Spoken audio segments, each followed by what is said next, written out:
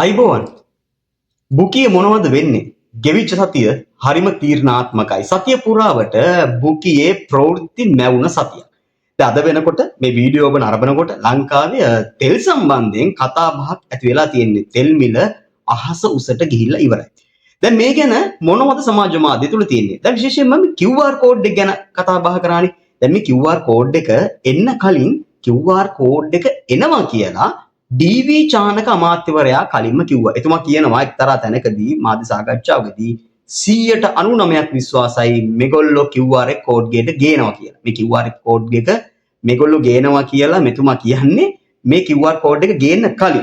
දැන් විශේෂයෙන්ම මේ අපි දැක්කා මාධ්‍ය සාකච්ඡාවකදී කියනවා නලින්ද ජයතිස්ස අමාත්‍යවරයා මේ QR කෝඩ් එක කලින් කාලේ ගෙනාවේ ඒ QR කෝඩ් එක තෙල් පරිභෝජනය අඩුවක් වුන්නේ නැහැ කියලා ඒකේ. يعني QR කෝඩ් එක ගෙනාවා කියලා තෙල් පරිභෝජනය අඩු වුන්නේ නැහැ කියලා තමයි ඔන්න නලින් ජයතිස්ස අමාත්‍ය වර්තමාන අමාත්‍යවරයා කියන්නේ මාධ්‍ය හමුවකදී.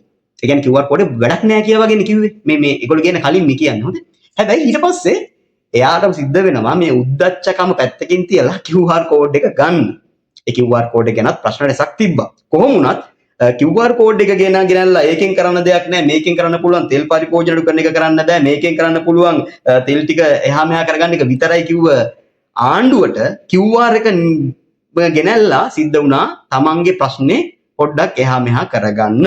කොහොම වුණත් දැන් මේ සාකච්ඡාවේදී ඩීවී චානක අමාත්‍යවරයා කියනවා වර්තමාන රජයට සිද්ධ වෙනවා G2G සාකච්ඡාවක් කරලා ගිහිල්ලා මේ අමාත්‍යවරු රජයේ ඉන්න අමාත්‍යවරු විදේශ අමාත්‍යවරු විදේශ රටවල් ජනාධිපතිවරු විදේශ සම්බන්ධතා හරහා ක්‍රමවේදයක් හදාගන්න වෙනවා නැත්නම් මේක ලොකු අර්බුදයක් දක්වා යනවා කියලා ඩීවී චානක අමාත්‍යවරයා ප්‍රකාශයක් නිකුත් කරලා තිබ්බා. අවසානයේ කොහොම හරි ජනාධිපතිතුමාට සිද්ධ වුණානේ මේ QR කේ ගුණ වයනා කරන්න. ගුණ ගයන්න ගුණ වයන්න සිද්ධ වුණානේ. ජනාධිපතිතුමා පිළිගන්නවානේ මේ ගොඩ ගියේ මේ ටික මෙහෙම හරි QR එක නිසා කියලා. නේද? ඒක තමයි කියන්නේ. ඔය උද්දච්චකම් පැත්තකින් තියලා කලින්ම මේ QR එක ගෙනාවා නම් මේ තරම්වත් අර්බුදයන් නිර්මාණය නොවෙන්න තිබුණායි කියලා තමයි සමාජ මාධ්‍ය ඇතුලේ කතා වෙන්නේ. අපිටත් හිතනවා ඒක නම් ඇත්ත තමයි මේ කතාව. නේද? එහෙම වුණා නම් මෙච්චරවත් අර්බුදයකට යන්නේ නැතිව ඔය තරම්වත් කලින් දවස්වල පොලින් තේන්නේ නැතුව වැඩේ කොට දාගන්න තිබ්බ. කොහොමද දැන් අවසානයේ ඔන්න කාංචන අමාත්‍යවරයා හෝ පහුගිය රජයෙන් හෝ කිව්ව QR එක කරලා යාන්තම් ඒකෙන් ඔන්න යාන්තම් ප්‍රමාණයකට කොට දාගන්න වර්තමාන ආණ්ඩුවට අවස්ථාව ලැබුණා කියලා තමයි අපිට පේන තියෙන්නේ. ඒ කොහොම වුණත් දැන් මර කිව්වාගේ G2G සාකච්ඡා කරන්න විදේශ රටවල සාකච්ඡා කරන්න යනවා කිව්වම ප්‍රශ්නයක් තියෙනවනේ නේද? අපි දැක්කනේ සමාජ මාධ්‍යවල විදේශ අමාත්‍යවරයා ගිහිල්ලා කරපු සාකච්ඡා ඉස්සෙල්ලා ඒකට සුදුසු පිරිසක් හදාගන්න වෙයි නේද? සුදුසු පිරිසක් හදාගෙන සාකච්ඡා වලට යන්න. එතකොට තෙල් හම්බෙයි. මොකද ජනාධිපතිවරයා කිව්වා නෙමෙයි. අපි ඔය යන නැව් කතා කරලා අර චූම්පාන් වල කතා කරනවා වගේ නේද? යන නැව් හරවලා ගෙනල්ලා තෙල් ගහන්න පුළුවන් කියලා. මාර මැවුම්කාර දේවල් ටිකක් කිව්වනේ. ඒ නිසා මේ එහෙම නැතුව විධිමත් වැඩපිළිවෙලක් හදාගත්තොතින් මේ අර්බුද එන්න කලින් ගොඩක් දෙනෙක් කිව්වා මේක දැන් එනවා ලෝකෙ මෙහෙම මේ යුද්ධයක් සූදානම් වෙන්න ඕනේ කියලා. මොකද කිව්වේ අපිට තෙල් තියෙනවා සති ගණන් තියෙනවා මාස ගණන් තියෙනවා දින ගණන් කිව්වේ තෙල් තියෙන. අවසානයේ බලන් ගියාම දවසෙන් දවස එදා වේල ටුවර්ස් එකක් තමයි දැන් මෙයාලට කරන්න වෙන්නේ කියලා තමයි සමාජ මාධ්‍ය දැක්කම සහ ප්‍රවෘත්ති දැක්කම අපිට පේන්න තියෙන්නේ. හරි. ඒ නිසා මේ QR ගැන කතා කරානේ. අපි බලමු මෙන්න මේ වීඩියෝ එක. මේ වීඩියෝ එකේ තියෙනවා QR ගැන එදා කිව්ව දේ සහ අද කියන දේ ඩීවී චානක අමාත්‍යවරයා කිව්ව සාත්තරේ 99% QR කියනවා. මේ ඇයි උඩ වෙන විසඳුමක් නැහැ. QR එකෙන් තෙල් පරිභෝජන අඩුුනේ නැහැ. QR එක හැදුවේ ඇත්තටම තියෙන ටික බෙදා හැරීමේ ක්‍රමයක් හැටියට මිසක් දැනට එන නැව් ඔක්කොම බහුතරය සමාගම් මේව එක්ස්ටෙන්ඩ් කරන්න ඉල්ලනවා. ඒ කියන්නේ දැනට ගේන්න ඉන්න සමාගම් දැනට ඔය පෞද්ගලික සමාගම් ගේන වෙලාව පැන්නනේ. හැබැයි මේ මාසේ දැනට නැව් වෙන්නේ ඒ සමාගම් වලේ විතරයි. RM පාක් එකක් එනවා, සයිනොපෙක් එකක් එනවා, IOC එකක් වෙනවා. එතකොට CPC එකට පාවිච්චි ගන්න වෙන්නේ මේ තේ. ඒව හුවමාරු කරගන්නවා දේශයෙන්. නෑ හුවමාරු කරගන්නවා කියන්නේ මේක එක ගබඩාවට තමයි බාන්නේ. එතකොට මෙයාගේ තෙල්ද අරයාගේ තෙල්ද කියලා එහෙම වෙන් කිරීමක් නෑ. හැබැයි අර ස්ටොක් එක තියෙනවා. ඉලක්කම් ටිකෙන් මේගොල්ලෝ වෙන අපේක මේකයි කියලා. මෙච්චරයි කියලා තියෙනවා. හැබැයි ඕක සමාලාට CPC එකේ තෙල් නැතුව අර්බුදේ වෙලාවේ අපි IOC එකේ තෙල් ඕන කරා යූස් කරපු වෙලාවල් තියෙනවා පස්සේ ගෙනilla ඒක රීඑම්බර්ස් කරන විදියක් ඒ සිස්ටම් එක කොහොමද යනවා. එතකොට මේ කවදා පෞද්ගලික සමාගමෙන් CPC එකේ ඒවා යූස් කරලා මොකද ඉතිහාසයේ වෙලා නැහැ. හැබැයි CPC එක ඕන තරම් අරව යූස් කරලා පස්සේ දෙන වෙලාවල් තියෙනවා. හැබැයි මේ තියෙන තත්ත්වය අනුව දැනට තත්ත්වය මේ වෙද්දි හරිනම් අමාත්‍යවරයා ජනාධිපතිතුමා මේ රටවල් එක්ක G2G ඇග්‍රීමන්ට්ස් වලට සාකච්ඡා කරන්න ඕන වෙලාව. එල්ලරුදේ ආපු වෙලාවේ අපිට සාමාන්‍ය තත්ත්වයට ටෙන්ඩර් දාලා ගන්න බැරි තත්ත්වයක් තිබුණා. ටෙන්ඩර් දැම්ම ටෙන්ඩර් වලට එක්කෙනෙක්වත් එන්නේ නැහැ. එතකොට අපි එම්බසිස් වලට එනවා. ඒ රටේ අමාත්‍යවරුත් එක්ක ඒ අමාත්‍යංශ වල ලේකම්වරුත් එක්ක මෙහෙම සාකච්ඡා කරලා තමයි දීපාර්ශිකව තමයි සමහර දේවල් කරන්න වෙන්නේ. සමහරවිට ටෙන්ඩර් එකට ආවත් අධික මිලකට එන්නත් පුළුවන්. ඒකින්ද මේ සාකච්ඡා ටික කරන්න ඕන. ඒ වගේ මේවයි කොන්දේසි මොනවද මේවා ටික පේන්නේ නැහැ දැනට. එහෙම දෙයක් වෙනවා කියලා නම් පේන්නේ නැහැ. මේ තියෙන තෙල් ටික කළමනාකරණයක් විතරයි දැනට පේන්නේ. ඔය QR එක මේගොල්ලෝ දානවා අනිවාර්යෙන් දානවා. ඔන්න චානක හිටපු අමාත්‍යවරයාගේ සාත්තරයයි QR එක ගැන උද්දච්ච කතා කියව කට්ටියටයි වෙච්ච දේ එක තැන තියලා ඔන්න අහන්න දුන්නා. දැන් ඒ අතරේ විජිත හේරත් අමාත්‍යවරයා අපේ කලින් අපි කිව්වේ අපේ විදේශ අමාත්‍යවරයා මාර දැනුමක් තියෙනවා කියලා අපිට පේනුම් කරලා තියෙනවානේ අද වෙනකොට. නේද? ගම්පහින් ලොකු ප්‍රමාණයක ඡන්ද අරන් ඇවිල්ලා අද වෙද්දි මාර දැනුමක් තියෙන කෙනෙක් කියලා පෙන්눔 කරලා තියෙනවා කරන ප්‍රකාශ වලින්. එතුමා කියනවා මේ හෝමෝ සමුද්‍ර සංධිය පහුවට අපිට ප්‍රශ්නයක් නෑ. අපිට තෙල් එන්නේ ඒකෙන් නෙමෙයි. ඒක එච්චර මේ හිතන්න දෙයක් නෙමෙයි. අපිට තෙල් එන්නේ සිංගප්පූරුවෙන් ඉන්දියාවෙන්. ඒ දේවල් වලට මේ කිසිම බලපෑමක් නෑ. එතුමා එහෙම කියනවා. ඒ ප්‍රකාශ අපි දැක්කා සමාජ මාධ්‍ය තුල යනවා මේ ලස්සන පුංචි වීඩියෝ කෑල්ලක්. එතකොට ඔබ දන්නවද දවසකට සාමාන්‍යයෙන් තෙල් නැව් 138ක් මේ හෝමෝ සමුසන්ධිය හරහා ලෝකේ ගණදෙනු වලට එකතු වෙනවා. වර්තමාන යුද තත්ත්වයක් එක්ක එය දවසකට 5ක් 6ක් ප්‍රමාණයට අඩු වෙලා තියෙනවා. එතකොට මේ හෝමෝ සමුසන්ධිය බලපෑමක් නැහැ කියන එක අපිට තේරෙන්නේ නැහැ කොහොම කිව්වද කියලා. ඒක කොහොමද එතුමා විපක්ෂ නායකවරයාටද විපක්ෂ නායකවරයාට එතුමා කියනවා මේ ඔබතුමා ඉගෙනගෙන එන්න කියලා. අපිට ඉතින් කියන්න තියෙන අනේ විදේශ කටයුතු අමාත්‍යතුමා විජේරත් මැතිතුමා මේ එහෙනම් පැහැදිලි කරලා කියන්නකෝ හෝමෝ සමුසන්ධිය හරහා යන්නේන එක ඒක ප්‍රශ්නයක් අපිට නෑ අපිට තෙල් ගැටලුවක් නෑ කියලා කියන්නේ කොහොමද කියන්නකෝ. ඔබතුමාලා මෙතුමාලා කියන ඒ වගේමයි අගෝස්තු වෙනකම් බොර තෙල් ලංකාවේ තියෙන ප්‍රශ්නයක් නෑ කියලා. හැබැයි ඊයේ රැත් ඔන්න තෙල් ටික වැඩි වෙනවා. ඒතර අගෝස්තු වෙනසකම් බොර තෙල් තියෙනවලු අපිට තෙල් ලීටර් මෙච්චර ගණන් තිබ්බා දවස් මෙච්චරකට තිබ්බා කියලා කියන වර්තමාන රජය දවසින් දවස එකපාරට තෙල් මිල වැඩි කරනවා. ඒ වගේ අපි දැක්කා කියනවා අමාත්‍යවරේ නැව ඇවිල්ලා නවත්තගෙන ඉන්නවා. මුහුදේ අහනවා මෙන්න අපි ගෙනාවා තෙල් අපේ තෙල් මෙච්චරයි ගන්නවද නැද්ද? එහෙම කොහොමද කියන්නකෝ රටවල් දෙකක් අතර ගනුදෙනුවක් වෙන්නේ. හරි සරලයිනේ මේක සාමාන්‍ය දැනුත් කියන එක තේරෙනවනේ. රටකින් රටකට භාණ්ඩ හුමාරු කරගන්නකොට යම්සි ගිවිසුමකට එළඹෙනවා. ඒ ගිවිසුමේ තියෙන ප්‍රමාණය දිනය යම්සි ආකාරයකින් උඩ වෙනු වෙන්නේ කොහොමද? මේ සියල්ල තියෙනවනේ LC එකක් ඕපන් කරලානේ ගේන්නේ නේද? ඒ නැතුව මේ නැව ඇවිල්ලා නවත්තගෙන හරි වන්න අපි තෙල් ගෙනාවා ලීටරේ මෙච්චරයි ගන්නවද? උදුම කතාවක් නෙමේ කියන්නේ. ඒතර මේ වර්තමාන පාලකයන් විසින් කරන්න ඕන කතාවක්ද මේක? විපක්ෂ හිටියනම් කොහොමදනේ නැව ආපු පාර නැවේගෙන ආපු ලීටර් ගාන කපිතාන් ඇඳන් හිටපු ඇඳුම මේ ඔක්කොම කියනවනේ. අද ආණ්ඩුව ගත්තට පස්සේ දෙන්නේ මෙන්න මේ වගේ උත්තර. ඒක කොච්චර සාධාරණද කියලා අපි දන්නේ නැහැ මේ සියල්ල තියෙන සමාජ මාධ්‍ය තුල. ඒතකොට මේ හෝමෝ සමුසන්ධි ගැටලුවක් නැහැ කියලා කියන විදේශ කටයුතු අමාත්‍යවරයා ඒ වගේ කියන ප්‍රකාශය ඇතුලේ සහ එතුමා කියන අගෝස්තු වෙනකන් තෙල් තිබ්බා කියලා බොරු තෙල් තියෙනවා කියලා. දැන් එහෙනම් කොහේ බොරු තෙල් ටික? මොකද ඒ බොරු තෙල් වලට උනේ?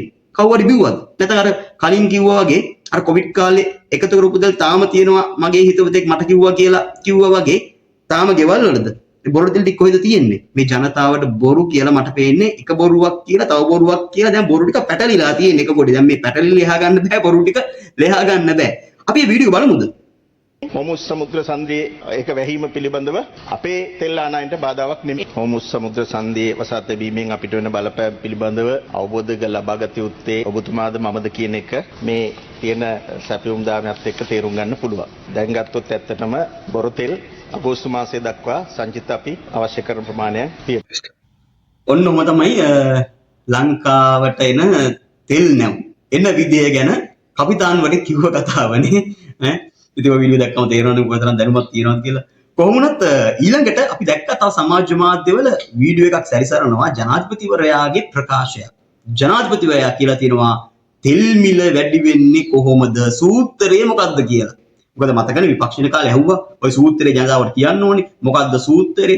ඉරානයට ගැහුවට ඉරානයේ සීතල කාලේද අපිට ඒවා දාලා නැහැ. අපිට තෙල් ටික දෙන්න පුළුවන්. ආණ්ඩුව බදු වැඩියෙන් ගන්නවා. බදු අඩු කරා නම් තෙල් අඩු කරන්න පුළුවන්. මේ විපක්ෂයේ ඉන්න කාලේ වර්තමාන ජනාධිපතිවරයා කිව්ව ප්‍රකාශ.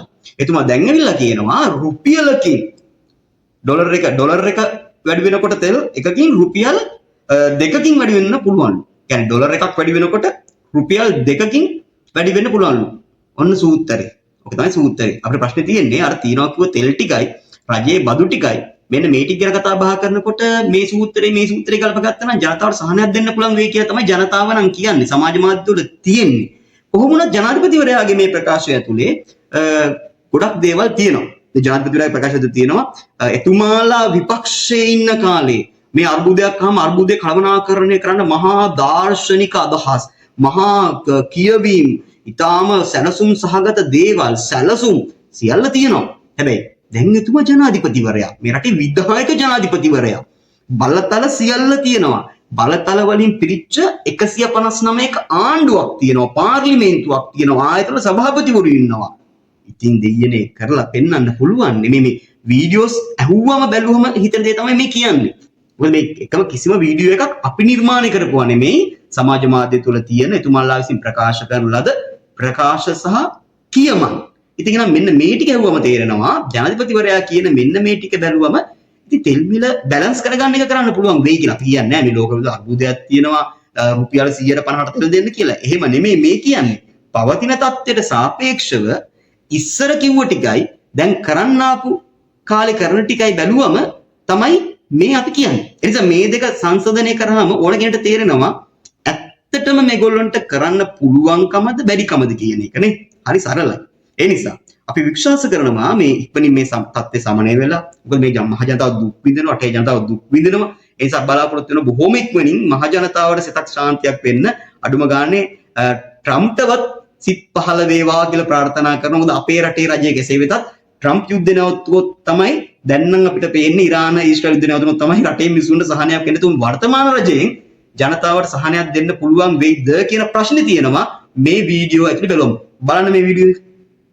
මැද පෙරදිග කියලා කියන්නේ එකක් තෙල් සම්පත දෙවෙනි එක ලෝකයේ ආර්ථිකයත් එක්ක ගැට ගැහිච්ච කලාපයක්. ඒ කලාපයේ වෙන සුළු හෝ චලනයක් අපේ රටවල ආර්ථිකයට බලපානවා. මේ සීත කාලේ පටන් ගන්න කවද්ද සීත කාලේ ඩීසල් මිල වැඩි වෙනවද ඊරානයේ සම්බාධක මොනවද ඒව අදාළ නැහැ මෙතෙන්ට. ලෝක වෙළඳපොළ තෙල් මිල වැඩි වෙලා අපේ පරිවර්තන වෙනවා කියලා කියන්නේ එක පැත්තකින් අපේ ඩොලර් සංචිතයට ලොකු බලපෑමක් වෙනවා. මේ සියල්ල කළමනාකරණය කර ගැනීම සඳහා තමයි මේ තෙල් මිල වැඩි වීම සිදු කරන්නේ. ඩොලරය ඉහළ යනවා නම් ලෝක වෙළඳපොලේ තෙල් මිල ඉහළ යනවා නම් මිල ස්ථාවර පවත්වා ගැනීම සඳහා තමුන්නාන්සේලාට පුළුවන්කම තිබෙනවා. වද්ද උස් පහත් කිරීම හරහා තෙල් මිල යම් ප්‍රමාණයකට ස්ථාවරව පවත්වාගෙන යන්න. රුපියල් 24න් වැඩි කරන පදනම මොකක්ද? මොනාරි සූත්‍රයක් පාවිච්චි කරනද මොකද්ද? සාමාන්‍යයෙන් අපි මිල වැඩි කරන සූත්‍රය තමයි මේකට භාවිත කරන්නේ. හැමදාම වෙනදම කියන සූත්‍රයක් තියෙන මෙච්චර වැඩි වුණා කියලා. අදර වැඩි වෙනවා. හැබැයි ජනතාව ආපුවම සූත්‍රය මොකද්ද කියලා ජනතාවට දෙන්නේ. මොනවා හරි දාලා හදලා දෙන්නේ. හැබැයි සූත්‍රය දෙන්නේ. ඔන්න ඔහොම තමයි මේ වීඩියෝ සම්පූර්ණයෙන් ඇහුවනම් අහන්න අනිවාර්යෙන්ම. ඔය තියෙන්නේ වර්තමාන ජනාධිපතිවරයා එදා සහ අද කියන විදිය මේ තත්ත්වය ගැන.